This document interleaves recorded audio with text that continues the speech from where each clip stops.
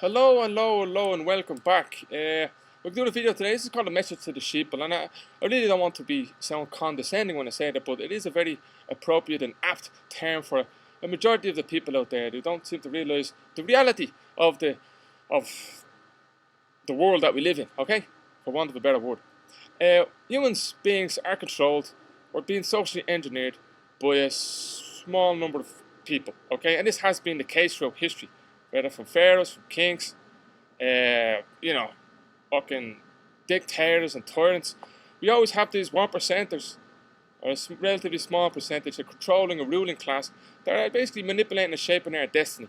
And I'm part of the awareness campaign to kind of wake up a few people out there, because this stuff is real, it's not conspiracy. So we're going to talk about some quotes now from some of these gentlemen that are involved in the control and manipulation of humanity. Okay?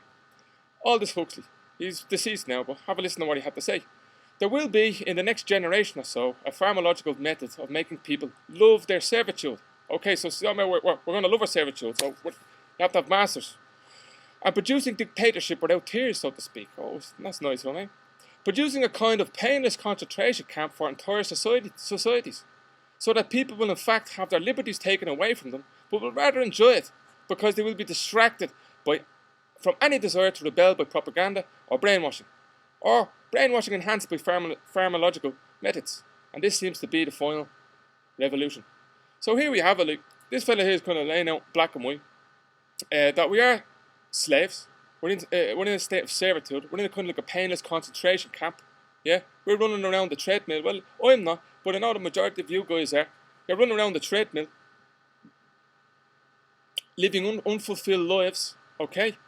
Working for someone else, no time for yourself. You know, you're working all day, you get back, you're watching the fucking boob tube, the hypnosis box, and it's all up again. You crack it down, you're off again, doing the same thing. If you do get a bit of free time on the weekend, you're either getting pissed out of your head, drunk, buying fucking loads of shopping, or else you're taking drugs or whatever you're doing. But that's basically for the majority of people, and we can have a better existence than this. But this fella here says that this is the final revolution. This is the last chance of controlling us, yeah? And they're going to use it through pharmacological methods and brainwashing. So now, with that in mind, we're going to talk about the next fellow here, Edward Bernays, yeah? He says, quote, the conscious and intelligent manipulation of the organised habits and opinions of the masses is an important element in democratic society. So here we go. So there's intelligent manipulation of our opinions. People out there that have their own opinions, they're being implanted in them through television and through magazines and all of that. Those who manipulate this unseen mechanism of society constitute an invisible government, which is the true ruling power of a country. Okay, so he's telling you right there, it's these people who do control, the manipulation. They constitute an invisible government that we don't elect. We don't even know who these guys are. We are governed. Our minds are moulded, our tastes formed, our ideas suggested, largely by men we have never heard of. This is the logical result of the way in which our democratic society is organised. Vast numbers of beings must cooperate in this manner if they are to live together as a smoothly functioning society, in his opinion. In almost every act of our daily lives, whether in the sphere of politics or business, in our social conduct or our ethical thinking, we are dominated by the relatively small number of persons who understand the mental processes, yeah? They know how psychology works, and social patterns of the masses. It is they who pull the wires which control the public mind. So you're under control. There's people who know how the psychology works, and we're going to get into that later, not in this video. But they know how human psychology works. We're probably the most studied creature on the planet, okay? And the ruling class knows inside out. They know us better than we know ourselves, okay? And he's saying there that we are being ruled by these people. Next one. Let's say another interesting one. Anyway, a fellow called Zimbi Brzezinski, okay? He's the fucking national security advisor to the Bush, to Clinton, to Bush, to Obama. Like, you know, it doesn't matter if it's Republican or Democrat, this guy is the national security advisor. He infamously created Al-Qaeda, yeah? So anyways, let's crack on anyway. For the first time in human history, almost all of humanity is politically activated, politically conscious, and politically interactive. The resulting global political activism is generating a surge in the quest for personal dignity, cultural respect and economic opportunity in a world painfully scarred by memories of centuries-long alien, colonial or imperial domination. The majority of world powers, new and old, also face a novel reality. While the lethality of their military might be greater than ever, their capacity to impose control over the politically awakened masses of the world is at a historic low. To put it bluntly, he says, in earlier times it was easier to control 1 million people than to physically kill 1 million people. Today, it is infinitely easier to kill 1 million people than to control 1 million people. I'm going to say that one again. It is infinitely easier to kill 1 million people than to control 1 million people. These guys don't play games, okay? They have all the military. The military is working for them, okay? They're social engineers. They want to maintain the status quo. They want to remain the 1%. We're being controlled, propagandized in every way possible form you can imagine. And then some, okay? That's what we're up against. But even with all that, I'm still here. There's loads of people like me. You call us what you want, call us conspiracy theories, but I tell you what we are. We're curious people that want to know what's going on. And you can keep dishing all the insults at people like us, but we're not going to stop trying to warn you, because we have a heart and we have humanity and we know we're all on the same team. Even you sheeple out there, you're all slaves just like the rest of us. And I won't be free unless you are free. But in order for me to be free, you got to wake up. We need to be part of this global conscious awakening, because that is the solution. Once we become aware that, number one, that there is controllers, there is social engineers.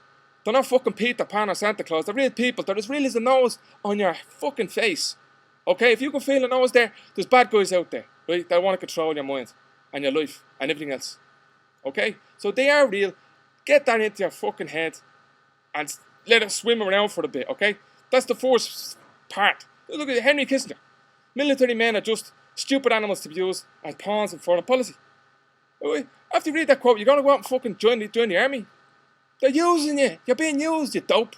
They give you a fucking medal, like a dog or something, because you do something. You know what I mean? You're proud that you got a medal. A medal doesn't mean you're a courageous man. Depopulation will be the highest priority of foreign policy towards the third world. Henry Kissinger. Depopulation should be the highest priority. People need to wake up. These are called eugenicists, okay? This is the thing. Eugenicists are people who believe that there should be a ruling class, that are a superior race, and that we need to reduce the population, the undesirables, the weak, the infirm, the old.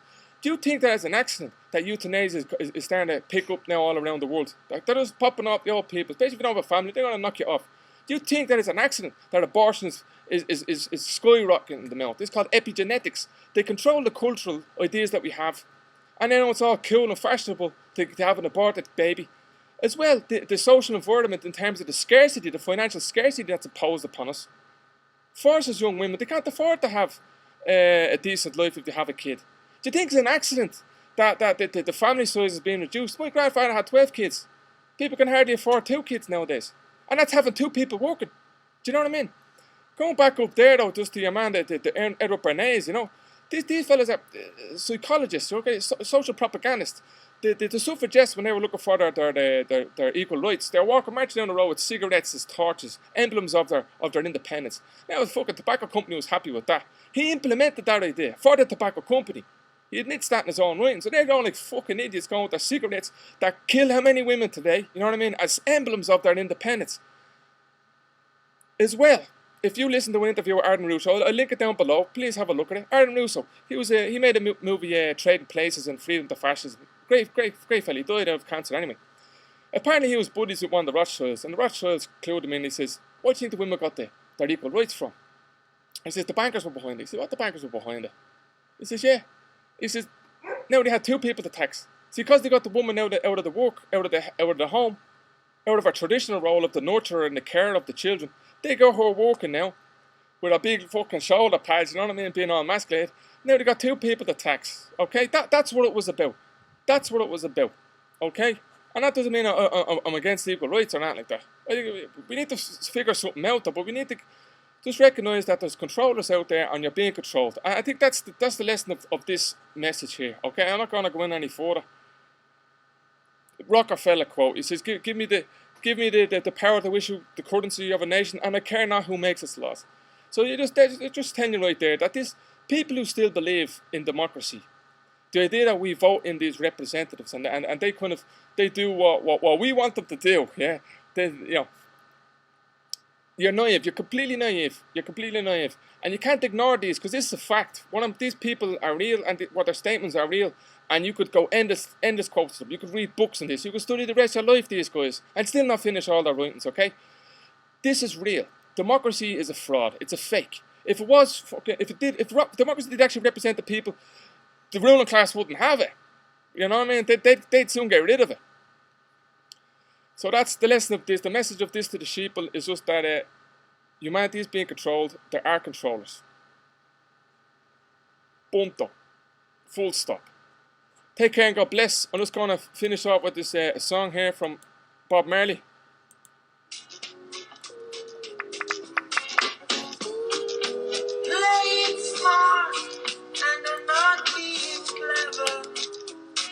You see, fighting tyranny is fun.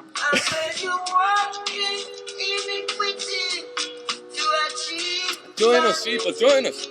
Join us, come over here, get out of the fence. Get out of the field. I'm taking you down. Join the freedom. Join the liberty movement. Join the awakening. Because if you're the big tree, we are the small axe. We're the small axe. Join us. Let's unite. We kick the crap out of this. Take care and God bless. I'll see you in the next video, yeah? All the best.